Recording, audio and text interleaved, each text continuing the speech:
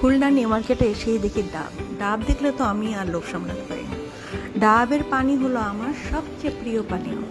আর একটা ডাব না খেলে হয়? চাচিকে দেখলাম ডাব বিক্রি করতেছেন, তো ওনার কাছে ডাব কিনতে একান্ত বাধ্য না হলে এই বয়সে কেউ এই কাজ করে না।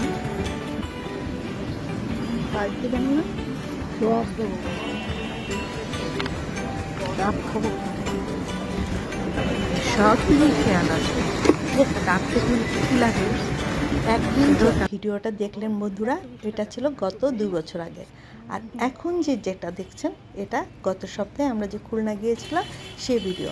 তো গিয়ে দেখি সেই চাচি আগেরই জায়গায় আগেরই মতন করে ডাব বিক্রি করছেন, শুধু বার্ধক্যের কারণে 2 বছর একটু শুকিয়ে গেছে। তো এবার চাচির সাথে পরিচিত হলাম। গতবার নতুন অবস্থায় আমি সংকোচ বোধ করছিলাম যে পরিচয় হব কি না, নাম জিজ্ঞেস করবো কি না। এবার আর লোভ সামলাতে পারলাম না যে তার নামটা কি। তো ওনার সাথে পরিচয় হয়ে খুবই ভালো লাগলো, আমরা খুব খুশি হয়েছিলাম, উনিও খুশি হয়েছিলেন এবং আবার আসার জন্য উনি আমাদের আমন্ত্রণ জানালেন। তো বন্ধুরা, আমার এই ভিডিওটা আপনাদের কেমন লাগলো কমেন্টে জানাবেন, লাইক করবেন, শেয়ার করবেন। আর সবাই সুস্থ সুন্দর থাকবেন। আল্লাহ হাফেজ, আসসালামু আলাইকুম।